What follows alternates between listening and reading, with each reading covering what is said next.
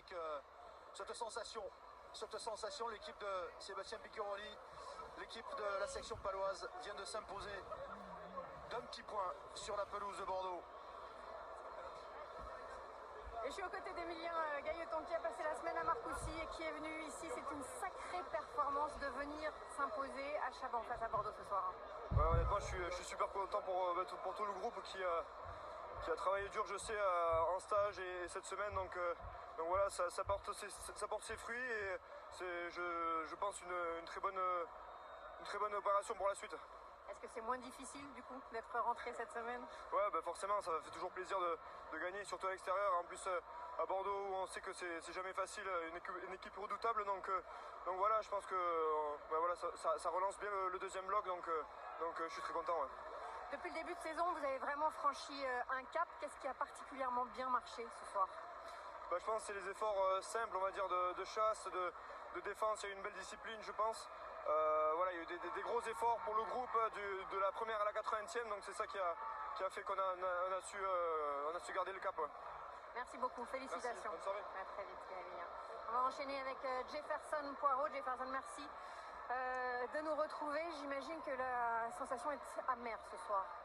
Ouais, forcément amère. Quand on perd un match à domicile d'un point, c'est toujours compliqué. Mais bon, si on a perdu, c'est qu'on n'a pas été assez bon probablement. Donc voilà, on va repartir au boulot et puis essayer d'aller chercher les points un peu partout.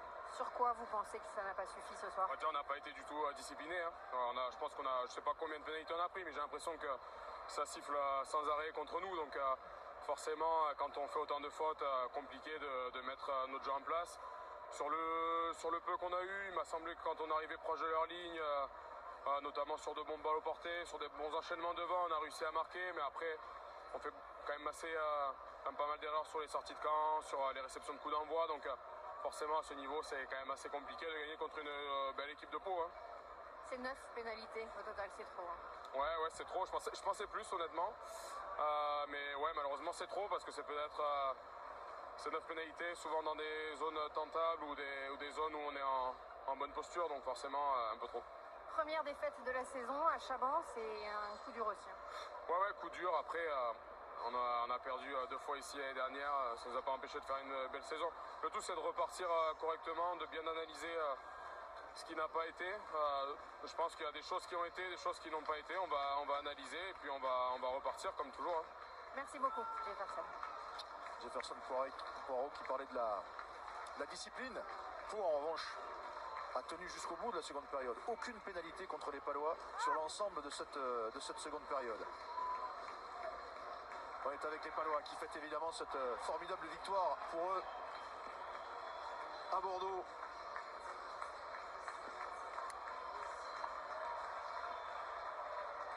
Grand Didier Canon qui en a profité pour offrir un ballon aux supporters.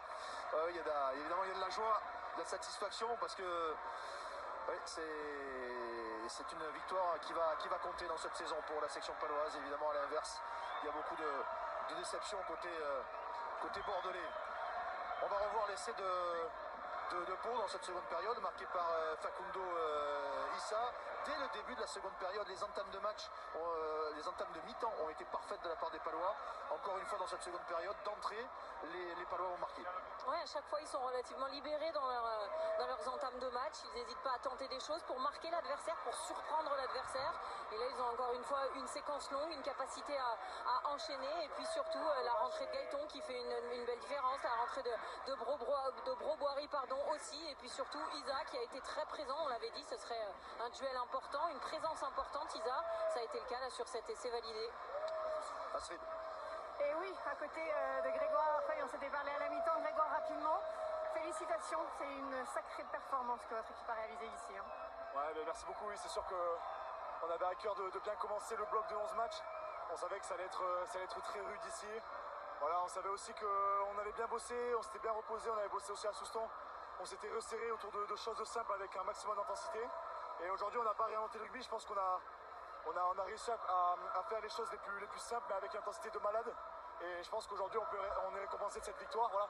Franchement, Bordeaux aurait pu l'emporter aussi, donc ça fait partie des matchs qui sont vraiment durs et qui se jouent à la fin. Donc voilà, on peut être fier de l'équipe et on a hâte d'être la semaine prochaine contre La Rochelle. Sur ce qui a bien marché aujourd'hui, notamment les duels aériens, vous avez été impressionnant. Ouais, avec Aaron, on s'était challengé avant le match. À chaque match, on se fait des petits défis, savoir celui qui en prendra le plus.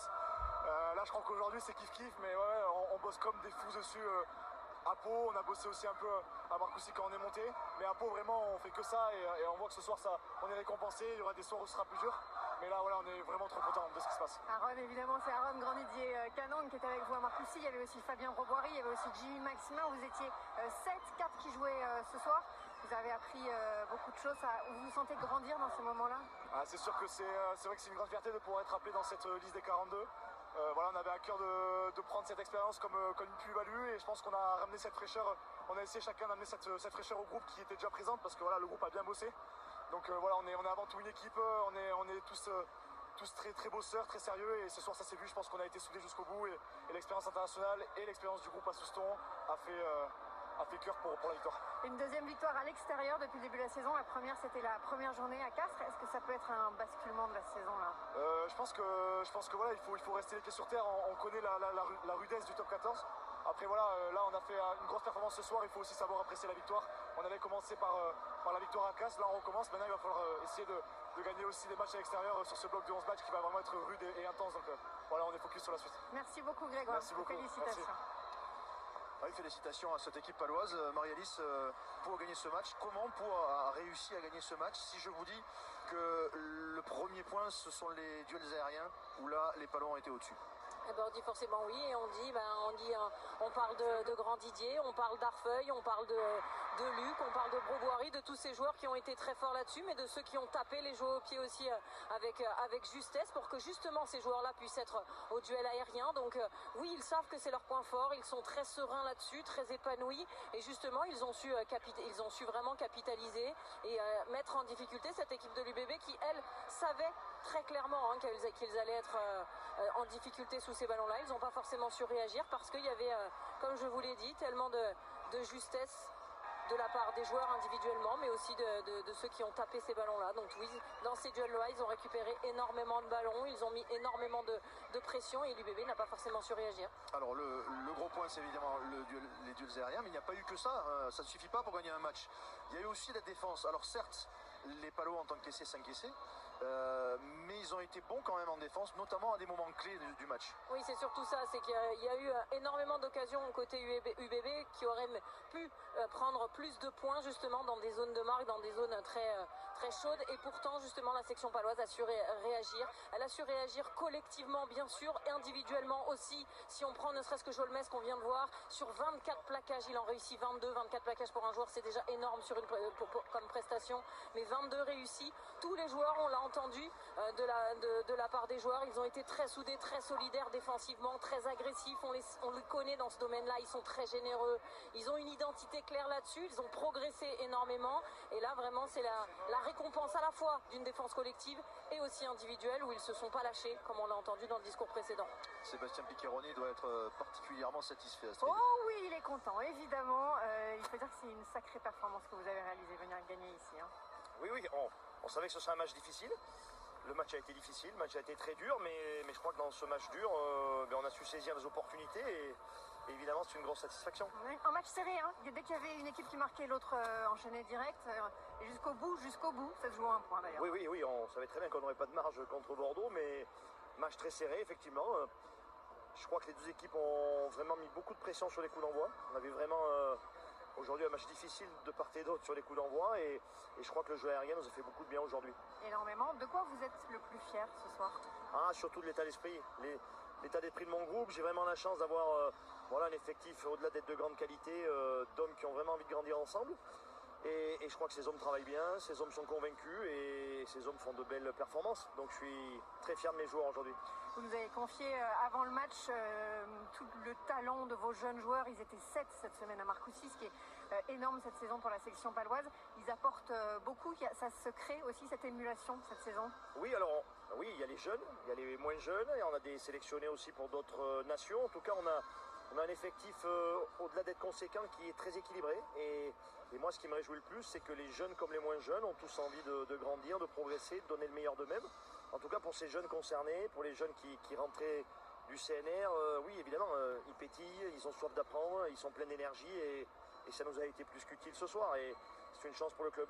Ça fait partie de vos grandes qualités, de savoir valoriser les jeunes, les mettre en avant, leur donner confiance. Pau franchit clairement un cap, vous êtes leader ce soir, mais surtout vous n'aviez jamais réalisé un aussi bon début de saison.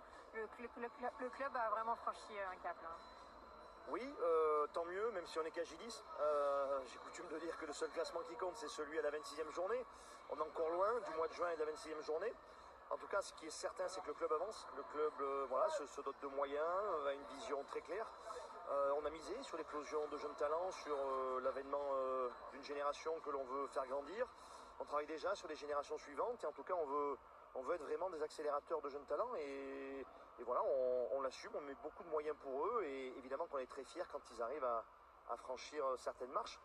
Mais il en reste encore beaucoup pour se stabiliser dans les places qui comptent au mois de juin parce que, comme vous le savez, très souvent on part en vacances très tôt, nous, au mois de juin.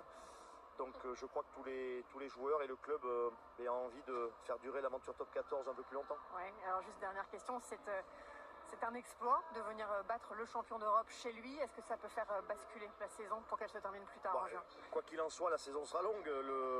La vraie grosse satisfaction ce soir, c'est d'empocher 4 points de plus. Maintenant, ce championnat est extrêmement serré, extrêmement dingue. Beaucoup d'équipes vont prétendre rentrer dans les 6 à la fin. Nous, c'est clairement notre ambition. On sait que ce sera très dur. On n'est jamais arrivé jusqu'à aujourd'hui. Donc, on est très heureux des 4 points. Et maintenant, la petite expérience que j'ai en top 14 me montre que tous les matchs sont très difficiles. Donc, il va déjà falloir bien récupérer et se préparer déjà sur le match suivant parce que c'est La Rochelle qui vient chez nous et c'est un autre gros morceau européen. Tu parlais des Bordeaux champions d'Europe. Je crois que La Rochelle, ils ont aussi pas mal de trophées dans la boutique. Donc, ça va être très dur dimanche prochain et à nous de bien nous préparer parce que on peut être à la hauteur de ce genre d'équipe que lorsqu'on a 100% de notre énergie. Donc focus sur nous pour être à la hauteur dimanche prochain. Avec du temps pour récupérer, effectivement, Pau La Rochelle, c'est le gros match du week-end prochain de la 11e journée. Rendez-vous à 21h, donc dimanche prochain sur Canal. Merci beaucoup. Merci, à dimanche prochain. Félicitations, ouais, avec plaisir. Félicitations. Merci Astrid. Oui, Sébastien Piccheroni qui se retrouve en tête provisoire évidemment de ce championnat, de ce top 14 avant les matchs de demain. Sébastien Piccheroni qui a pu compter également sur ses bleus entre guillemets parce que les 5 qui sont rentrés étaient sur la feuille de match, notamment les 3 titulaires dans les lignes arrières ont eu beaucoup d'influence finalement dans la bonne performance de cette équipe de Pau.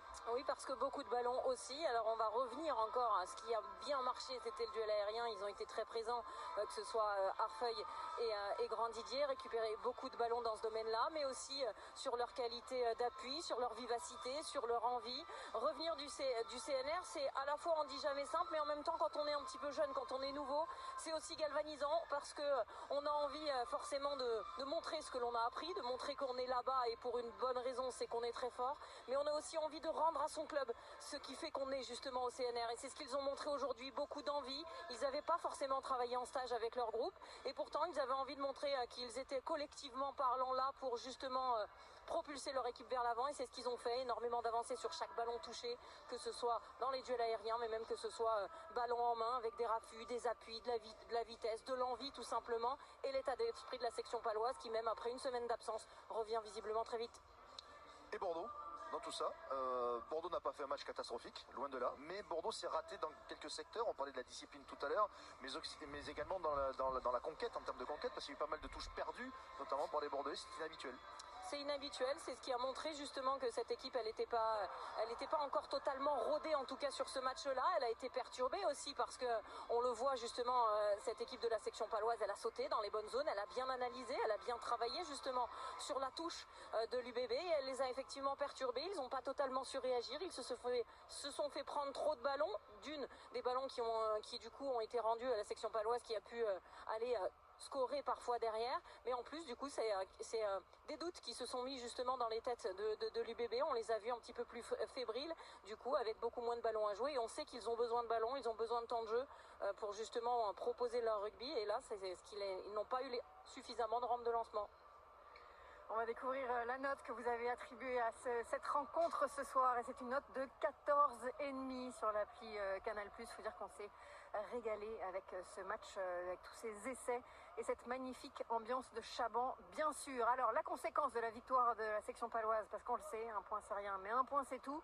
Et ça vaut cher pour les Palois qui prennent donc la tête du classement ce soir. Alors évidemment, les autres rencontres n'ont pas encore eu lieu.